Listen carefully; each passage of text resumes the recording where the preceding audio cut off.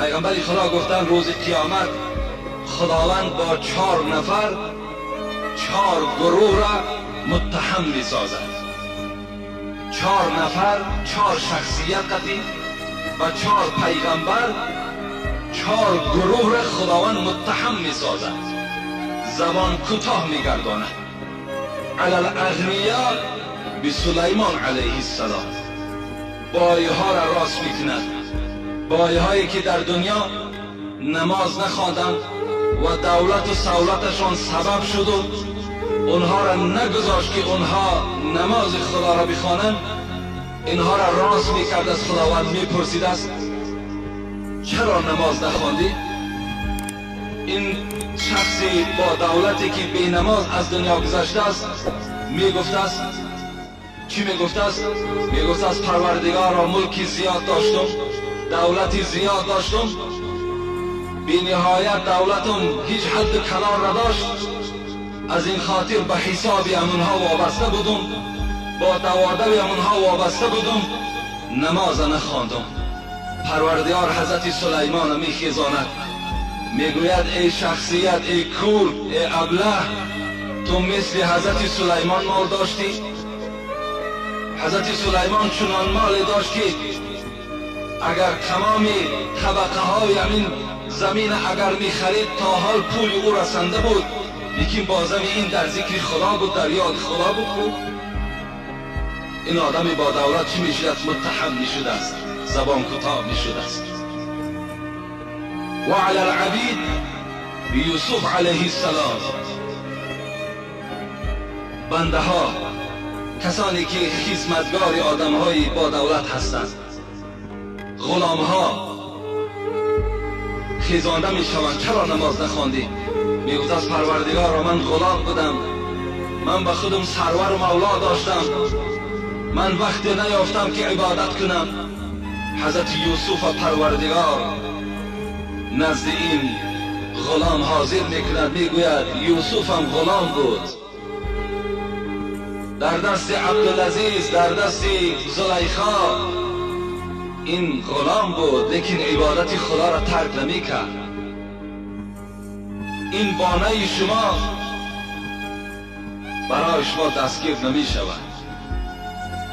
و علی المرضى به ایوب علیه السلام، آدمانی که در حالت بیماری نماز نمی خوانند بی نهایت زیاد است. اینها را وقتی خداوند زنده می گرداند و می پرسد چرا نماز نخواندی؟ میگوید پروردگار من بیمار بودم، من بیمار بودم،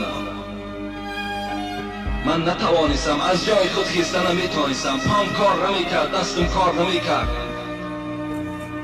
بدنم شق شده بود، فلج بودم، از این خاطر من نماز خوانده نتوانستم.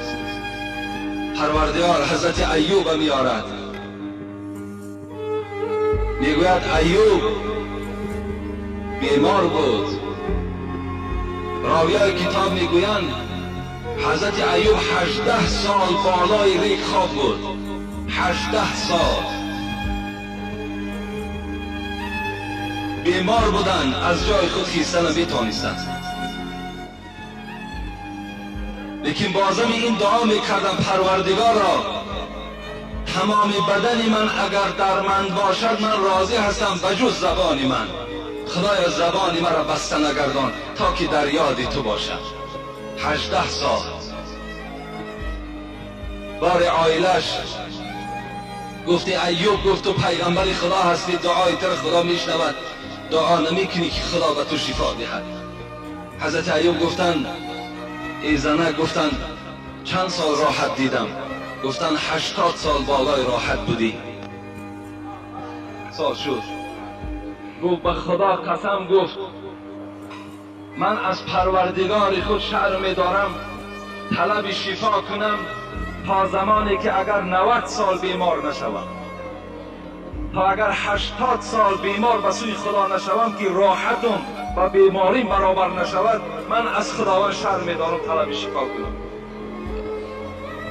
خداوند مریضها را میگوید شما مثل ایوب بیمار بودید. امروز اکثریت مردم ما در حالت بیماری نماز میخوانند. در بیمارخانه ها که بالکل نماز نمیخوانند. وقتی در این خیل حالت نماز فرض باشد، پس چی جای این سردرد و این فشار خون و این دامنه و دیگر کسل هایی که در ما و شماست. در بیمارخانه هم وظیفه همه ما و شما چی است؟ نماز فرض است. اگر چهره ما طرف قبله هم که نباشد، اگر روی ما اون طرف هم که باشد، اگر جایگاه خواب ما بی نماز باشد، اگر لباس بدن ما بی نماز هم که باشد، با اشاره باید نماز خوانیم در داخل بیمارخانه. اگر کسی نباشد که به ما یاردم کند، اگر یاردمچی باشد با طریق اولا در گردن ما و شما نماز فرض است. اگر در این خیل صورت صاحب مسلک میگوید، کسی گوید که در این خیل حالت در گردن من نماز فرض است، وی کافر میشود دیگه. زیرا حکم خدا را چیکار کرده است؟ وی انکار کرده است. با آدم های بیمار خداوند روز قیامت حضرت ایوب دلیل میکرده است که چرا نماز نخواندی؟ ایوب که بیمار بود نماز میخواند. و علی الفقراء به عیسی علیه السلام. لیکن آدمای فقیر، آدمایی که فقیر بودند، آدمایی که کمبغل بودند در دنیا، اینها وقتی که خیزانده میشوند و از اینها پرسیده میشود، اینها میگویند که ما پروردگارا گرسنه بودیم، فقیر بودیم، نادار بودیم، از سحر تا بیگاه در دکان نشستیم که یک سوم برای زندگی پیدا کنیم. خداوند حضرت عیسی را می آورده است، می گفته است حضرت عیسی چنان فقر داشتند، چنان کمبغلی بودند که از دنیا گذشتگی در هیچ اشیای زندگی از پسش میراث نماند. حتی یک کاسه از خاندان حضرت عیسی میراث نماند، هیچ چیز در زندگی نداشت. خداوند میگوید عیسی اینقدر فقیر بود، اینقدر نادار بود، لیکن نمازش میخواند. فقیرها را در اونجا با حضرت عیسی متهم میسازند.